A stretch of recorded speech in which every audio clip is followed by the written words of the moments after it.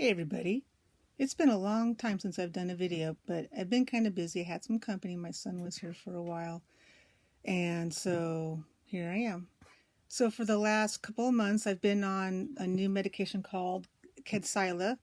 It's herceptin and another chemo attached to the herceptin, which is different than H and P, which herceptin and Perjeta, they're given separately. They're not joined. So the nice thing about the Kadcyla is that it's a very targeted treatment, whereas the herceptin Perjeta, herceptin is a targeted, but the Perjeta is not as targeted. It is still targeted, but then I was also on chemo before Kadcyla. So the chemo is systemic. It's the whole body. So of course I lost all my hair, eyebrows, everything like that. But there was a little bit of progression in some places, but not everywhere. So some places looked better. But the nice thing about Kadcyla is that since it is more targeted, it doesn't hit your whole body as hard as the H&P, and if you're doing chemo, I was doing Taxotere with it, and that can wipe you out. Not to say that the Kadcyla doesn't do a little bit of that, but it's not nearly as bad. Now, the only thing I can say with the Kadcyla that's different is the body aches. I think that's the biggest thing for me. My side effect is the body aches, but I don't always get them. Now, here's the thing I noticed. When I got hydration with my treatment, I didn't have the body aches. But if I didn't get hydration with my treatment, a liter of saline, I had the body aches really bad. So right now, I'm a week out of my last treatment, and I have 0 body aches. I don't have the joint aches. Like last cycle, I had a lot of joint aches. So that was not good. The really nice thing with this new treatment is that so I'm no longer on the Perjeta. I don't have the constant diarrhea. So my intestines are slowly healing, but it's taking a while. I still have minor issues compared, to what I had before. But that may not all be from the medication. That could be from autoimmune too. So, and that's one thing. When you have more than one, disease or illness, it's sometimes hard to tell exactly who's causing what. So overall, I'm doing pretty good. They also put me on an ACE inhibitor and a beta blocker because the herceptin, which is very known to do to your heart, it makes the left ventricle not pump as efficiently. So my ejection fraction, which is the measure of how much blood is being pumped out with each beat, has been going down below their normal line amount. So the last time they looked, the echo said 44%, the MUGA scan said 47%, so somewhere between there. And if it goes below 40, we might have to pause treatment again for a while, but that's what we're hoping is not going to happen with the ACE inhibitor and the beta blocker. And so far, the only side effect I've had from those two, I think it's the ACE inhibitor actually, is that when I take it, I go pee a lot the next day. And so it's causing dehydration, which might actually be helping the diarrhea. But at the same time, it's causing a lot of hand and foot cramps and back cramps. So I'm having to drink a lot of fluids. And I still go for hydration in the middle of my cycle. So if I get treatment on Thursday, 10, 11 days later, I get my hydration just to kind of give my body a little boost to get through the cycle. Because that's usually when the side effects really kick in, is right in the middle of the cycle. So a little hydration kind of helps flush things out a little bit more and gives the body a chance to kind of recover before the next cycle starts. But otherwise, the hair's grown back, eyebrows are back, So, another thing with this treatment is, I don't know if you can see it, is bruising. So I've got some bruises. Well, I can't see all of them, but, a little bit of bruising. But to be fair, I am pretty active outside. So I bump myself a lot, and it's easy. I don't usually bruise that easily, but so you bruise. It can drop your platelets. But my blood work has actually been looking pretty good. Oh, and the Kadcyla can make your liver enzymes kind of wonky too. So it can be a little hard on your liver. So if you like to drink alcohol, you might have to give it up for a while or cut way, way back, because otherwise your liver is going to get really pissed.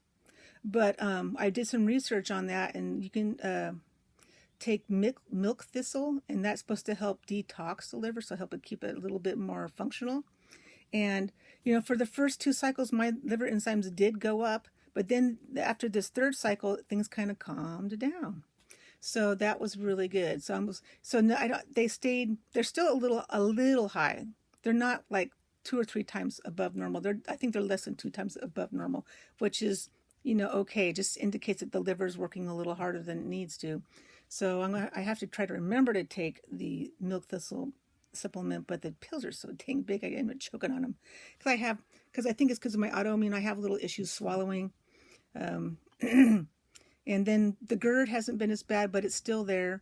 I have an issue with, it could be from an entrapped nerve that causes numbness between one of the lower ribs to the belly button. And it cramps up and it causes belching, and I guess it kind of squeezes stuff over there. So I don't know exactly what is going on, but it's been going on for quite some time. So, but I do think it's soft tissue related. I don't think it's directly related to the cancer. It could be related to cancer damage. But I'm hoping that the Kadcyla is shrinking this, whatever was there in that little section there. And it's just causing the nerves to kind of be like, hey, wait a minute, my space is getting smaller, and maybe they're feeling a little agitated. But overall, I'd say, this 3rd cycle of Kadcyla has been better. I haven't had any body aches yet, knock on wood. Your tummy has been decent. Sleep has been decent. No real. I haven't needed it. I've taken some ibuprofen because of the rib issue. But other than that, I really haven't needed it for anything else. Been fairly active. The energy is okay, but and the neuropathy. I forgot. How can I forget about the neuropathy? So Kadcyla is notorious for making the hand and foot neuropathy worse. So I think that's the biggest thing I saw in the support groups is the neuropathy issue with Kadcyla. And yes, it did make mine more active. It does come and go. Like, for instance, in my fingertips, I have numbness, so it's kind of hard to tell. And it usually doesn't go past, it might go to like the first digit, like the whole first digit. But usually the rest of the hand feels normal. I do get like pulsations of like buzzing in my hands. It'll be like bzz, bzz, bzz, and then it'll be gone. And then maybe 10 minutes later, bzz, bzz. But it doesn't hurt. It's just kind of like a weird sensation. In the feet, however, it's a whole different story because you're using your feet all the time. The feet don't really get a break. So the nerves in there they can get agitated. And I think part of it has to do with inflammation. Obviously, because we know the herceptin, people, when they go through herceptin treatment, they try to do the cold hands and head to try to preserve their hair, to try to reduce the neuropathy, cold mitts and slippers. What do we call it? I don't know. My brain's not working today. But I have been told that if you use like a little vibration table for feet, that can help reduce the neuropathy. There's neuropathy creams, but I tried one cream and it didn't do anything for the neuropathy. It smelled nice, but it didn't help. I did add a little more cushioning to my shoes, so that did buy me more time on my feet before they started screaming at me. But it's definitely something I think that hydration also seems to affect. It seems like everything kind of hurts more when I'm dehydrated, which is something I'm always battling because of the heart meds. So anyway, so tummy's better, feet are worse, energy's better, sleep is okay, appetite's normal. I feel okay otherwise. Energy, I think is maybe 70 to 80% of normal for me, which is fine. It's doable. I can still, do everything I need to do and be useful around the ranch. And, so I'm pleased with that. Considering I'm almost 6 years into stage 4, I'm not complaining. Back in the time when the survival rate for a 5-year was 25%, hey, I guess I won, I made it past the 5-year mark, so why complain? I can still take care of myself and help other people. So, sorry, I'm drooling. So I'm looking down. But other than that, I think it might be the Kadcyla, but also a runny nose. Allergies are really more sensitive, but whatever. It's so minor.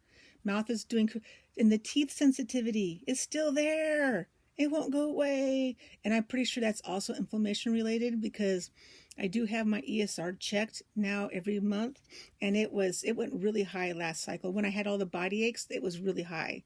But then it came back down, still 2 to 3 times above normal, but it was, it came down some. So I think when my inflammation is high, my feet hurt, my teeth hurt, the body hurts. So the other thing is keep inflammation down, whatever you can do. Try to do too much pharmaceuticals, because again, your liver is already going to get hammered by the Kadcyla. I don't know if I said this, but the drug that's attached to the herceptin with the Kadcyla is actually a chemo. It's a antimicrotubule, which keeps the cells from dividing. So it's just like a chemo. It's a chemo attached to the herceptin. So, but the nice thing about the Kadcyla is that it takes it straight to the HER2 positive, the HER2 receptors in the cancer cells. Not all, as far as I know, all the cells don't have that, and so that means that it's more targeted. Otherwise, I'd be losing my hair. If it's a chemo, it starts with an E, and I can't remember what it's called, but if it was just a systemic, my hair would not have grown back. It would have still stayed gone. But it's only so the herceptin goes straight. It attaches to the cells that have the HER2 receptors. It's kind of like a key. So the key only fits on certain places on the cells, and if that cell doesn't have that keyhole, it won't fit. My hand's cramping up again. So that's the nice thing about Kadcyla. It's targeted, so your whole body is not getting hammered, but you still have side effects. But I'm hoping it's working. I have my scan on the 24th, so I won't know until the end of September, exactly what's going on, whether this treatment is working. I'm hoping it is. I don't have any other strange types. Like when I have a bunch of lymph nodes here, when these guys swell up along my clavicle, that's an indication that the cancer is kind of getting active again. And I'm not getting any indications, because when I get that, I get shoulder pain and arm pain. My neck gets really stiff, and I'm not feeling that. So that to me is a good indication that I'm at least stable, if not improving. So I'm hoping that my scan will at least show stability, so I can continue on the Kadcyla for a while. Some people have been able to stay on it for quite some time, depending on, the extent of their disease and their HER2 receptor, status. So hopefully I can stand this for a while. Hopefully my heart will let me. So, but other than that, doing good and staying busy, because you have to stay busy. You have to stay positive. You have to have a purpose for living, because if you don't, and you don't have a reason to live, your body's going to go, well, what's the point? Let's just give up and let the cancer take over. So if you haven't found a purpose for yourself yet, even with stage 4 cancer, find one. Even if it's just volunteering somewhere. That's what I do here. I'm not an employee. I volunteer. I help daily. But if there came a day when I couldn't do it because of my disease got too bad, my boss and my friend would not have a problem with me not doing it. He'd be bummed, of course, because he's my friend. But that's the understanding we have. So if you can find a place where, if you can't work anymore every day reliably, like I couldn't be a teacher, there's no way, not with the pandemic and all the germs kids bring, there's no way, no. I tried, even with the eye burns, I tried, and it kicked my butt. I was exhausted. Even after working just half days, I was exhausted. I couldn't do it, because it was just, you have to be on high alert with kids all the time. And I just couldn't do it. So, find something either at a church or at a Salvation Army or some place, that you enjoy being, or at animal shelter, or, even at a neighbor's house, be useful. If you can be useful, it gives you a reason to fight. Even if you have kids, take care of your kids, spend time with your kids and make memories and prepare them for their adulthood as much as you can before your time's up, because no one knows when their time's up. Just keep that in mind. Nobody knows. I mean, it can happen to anybody. Just because you have cancer doesn't mean you have to give up and stop living because you know your time's shorter than everybody else's. Well, that's not true. Shorter than it should be. Okay, maybe that's better because we don't know what everybody else's life expectancy is. There could be a new disease that goes through and wipes out everybody but 10% of the population. You could be one of the survivors, even with your cancer. So, yeah, don't let the cancer dictate your life. It may change your patterns of life, maybe what you do a little bit, but it shouldn't be the deciding factor in everything you do. Like if you want to buy those shoes, oh, I've got stage 4 cancer. Why won't I buy my stuff? I'm just going to be dead in a month or whatever. No, I thought that 3 years ago. I'm still here. And I've been through like 4 pairs of those boots. I've had to buy them. This is my 4th pair because I've used them so much. So it's been worth it. So just because you have stage 4 cancer or any terminal disease doesn't mean you should stop treating yourself like you're going to be around for 20 years. You don't know how long you're going to be here for. I mean, if you're on your deathbed, then you might know how long you're going to be here for. But if you're living on your own, there's no way to tell. The doctors can't tell you, and if they try to tell you, oh, well, you might have 6 months to 2 years. Well, yeah, you should have seen my cancer almost 6 years ago. I had it liver, lungs, bones, lymph nodes. I had over 30 tumors all over the place. I'm still here. So, yeah, don't believe everything the doctors tell you. They're human, just like you and me. Just because they're doctors doesn't mean they can read into the future. They can just kind of give you an idea based on your cell type and your health, because your overall health can influence how long you live. If you're morbidly obese and you've got lung disease from something else, and you've got all these other problems, yeah, you might have a shorter expectancy than somebody like me who has the same cell type but has fewer health issues. So, but even still, that can be changed. If you're obese, you can lose weight, and that will help your cancer fight greatly, because high blood sugar does feed cells, all cells, including cancer cells. And the higher your blood sugar is constantly, the faster they can reproduce and the harder it will be for the cancer drugs to do their job. So that's why they keep talking about all this blood sugar thing. Oh, don't eat sugar when you have cancer. No, you will never get your sugar to 0. If your sugar goes to 0, you're going to be dead, okay? But the point is that high blood sugar is bad. And when you eat too many carbohydrates, even healthy carbohydrates, at one time, your blood sugar goes very high. And during that time, that hour to 2 hours that your sugar is high, you're feeding the cancer cells a little extra energy. So your point is just to moderate, to know if you can even buy a glucose meter and watch your own blood sugar. And if it goes above 140 and it stays there for a long time, you're eating too many carbs. Listen to your body. Your heart will tell you. If your heart starts beating really fast and then you feel real tired afterwards, it means you're eating too many carbs. I did this a number of years ago, and that's how I found out that right around 30 grams of carbs is the max I want to eat in any one meal. Because if I eat more than that, I get a really high blood sugar, and then it goes really, really low, and then it kind of bounces around and I feel like crap. So just find out what level of carbs is good for you, and just moderation. Because your body will break down fat and muscle if your blood sugar gets too low. So your body wants blood sugar right around 100. Between 90 and 100 is where it likes to be. If it gets below 90, you start kind of feeling maybe a little sluggish, depending on the person. Not everybody's the same. So for me, I'm happiest right between 90 and 100. My body feels most functional then. When it gets right around 70, I feel pretty icky. So, but, if you listen to your body, you'll find out what works for you.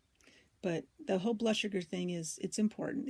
But cutting out sugar, it's not going to solve your cancer problems. Some people don't function well on a high protein diet.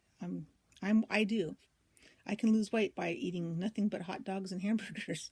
But if I eat pastas and veggies, then no, I gain weight because I might have a very efficient metabolism, and whatever calories it doesn't use, it puts into storage right in the midsection.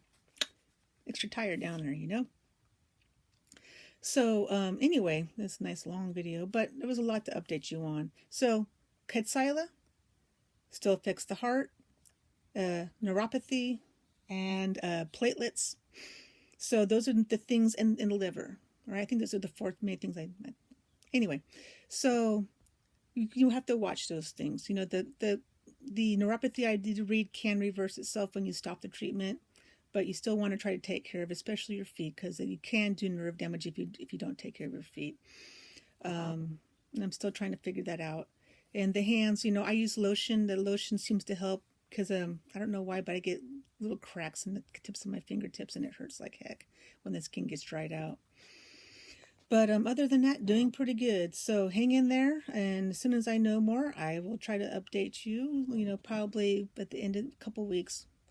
But anyway, thanks for watching, guys. If you have any questions or comments, I'm happy to answer questions. It might take me a little bit to get back to you because sometimes I forget to check. But I will check back. Thanks again, guys.